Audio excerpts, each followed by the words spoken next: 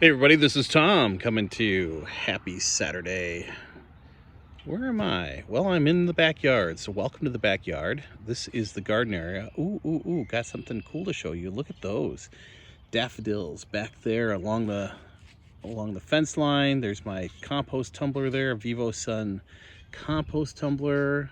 Our bird feeder. We just had a pileated woodpecker in there. Just wanted you to see those daffodils because they are just started to pop and it's going to be great. But back here at the garden, so this is the future garden site here. You can see my 2 watering troughs. And we have the split rail fence. And so we got split rail fence comes along and curves right here. So it's not, this garden area is not a rectangle. It kind of curves, does a loop because we have, or a curve because we have the pond over there. So yeah, this is going to be the garden area. I stripped off all the grass last fall, and then we put cardboard down and tarped it because we want to kill off all the grass.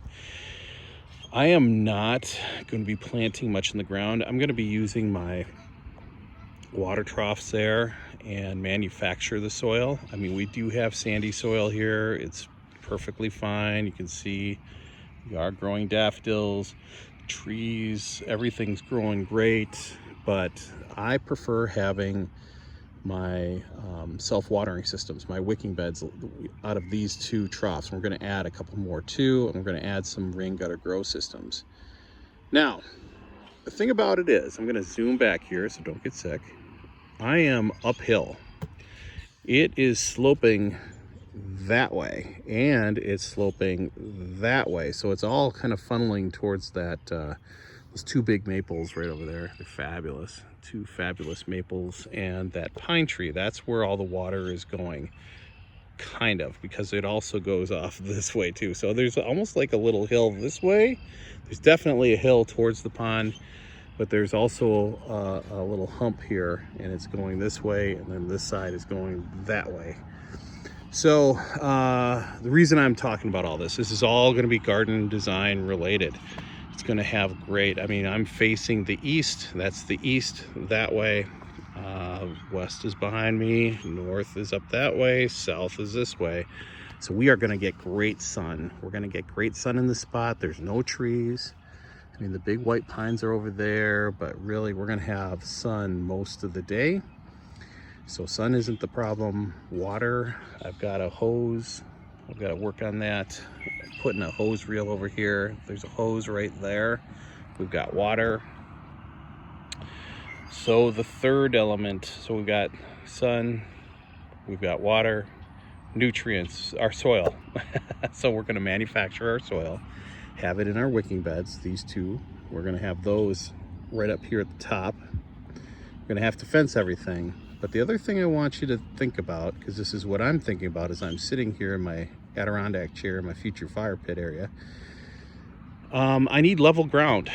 There's one thing about wicking beds and rain gutter grow systems, you need level ground, or you need a level platform for your wicking beds, because otherwise all the water is going to go downhill and things won't get watered evenly. So I'm going to have to work a little bit on developing some pads or a system to keep those watering troughs. Oh, there's Yoga Kitty. Hello, Yoga Kitty. She's very stealthy. She just pounced on a leaf. So I'm going to have to figure out a way to level that spot off a bit. And it's sloping.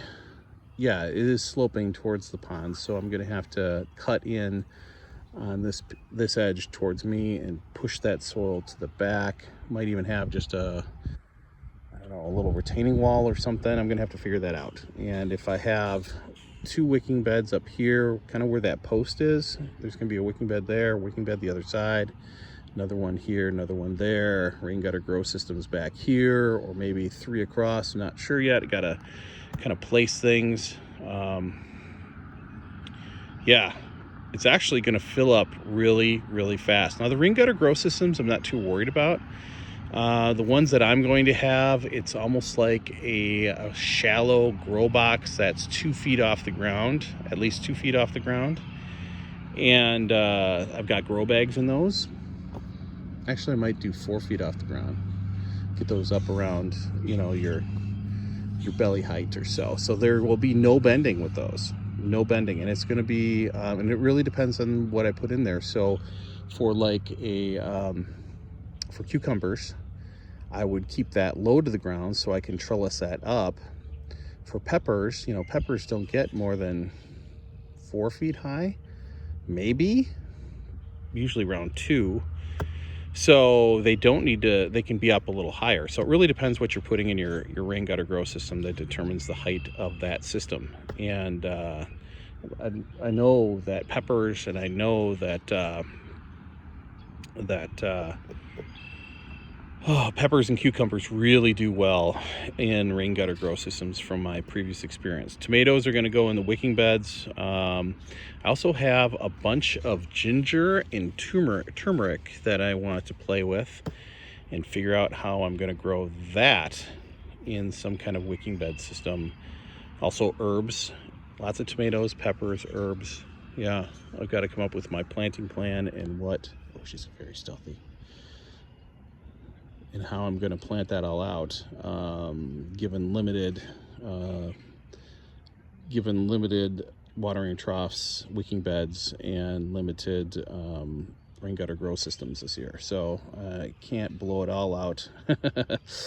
I've got to be wise with what I do. So one more thing. So that whole blue area is not all total garden area. So what I'm thinking is I'm going to have the split rail fence to that post right there, and then bring the fence along towards me and then across the face of this, and then have it along the pretty much the split rail fence side.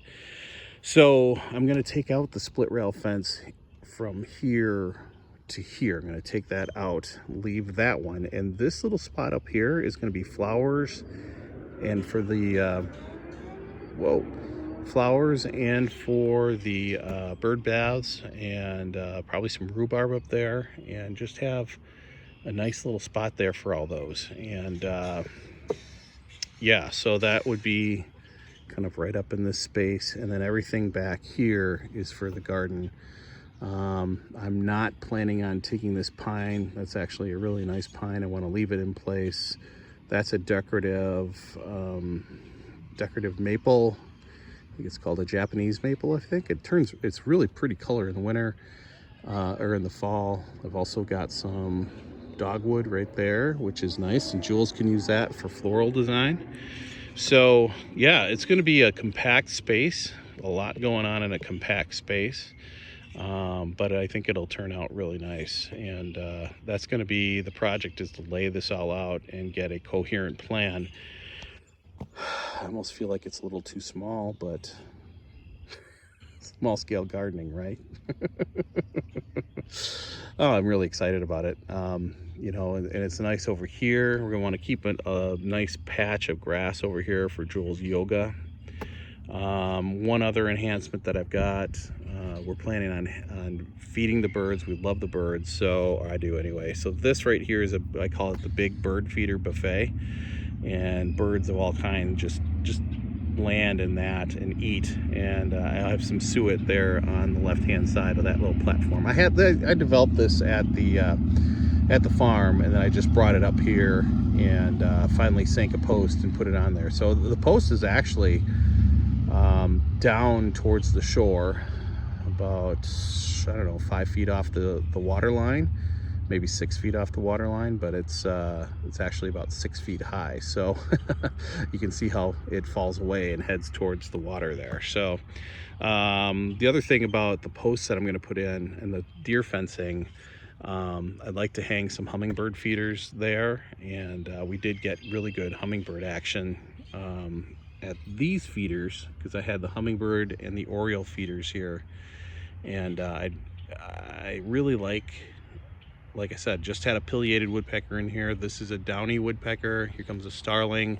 So the birds do really like this feeder here. So I'm going to keep that seed and suet, and then I'd like to have my hummingbird stuff along this along that fence line. You can see that hook over here this hook right there, that was a hummingbird feeder last year. So we just want to keep that going. And the hummingbirds are coming. They're coming up north.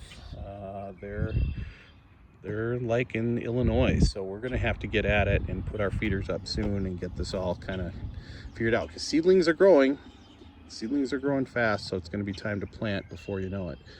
So I got a project ahead of me for sure, a couple of them. So yeah, just thought I'd show you the garden and talk it through with you for a minute, and hopefully this helps you in your garden planning.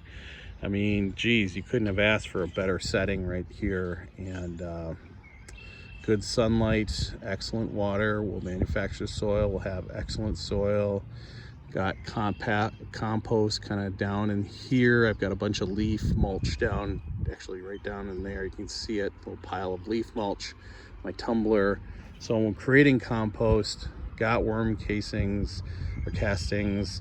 I actually have some stinging nettle along the shoreline down here, so I can actually make a compost tea out of that, but we really want to eliminate that nettle because, yeah, it stings.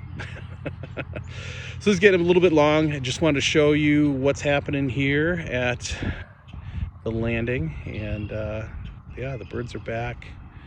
They're in the big buffet. You can see them eating away, talking, squawking. That's what it's all about. It's really fun. So this is Tom from Small Scale Life.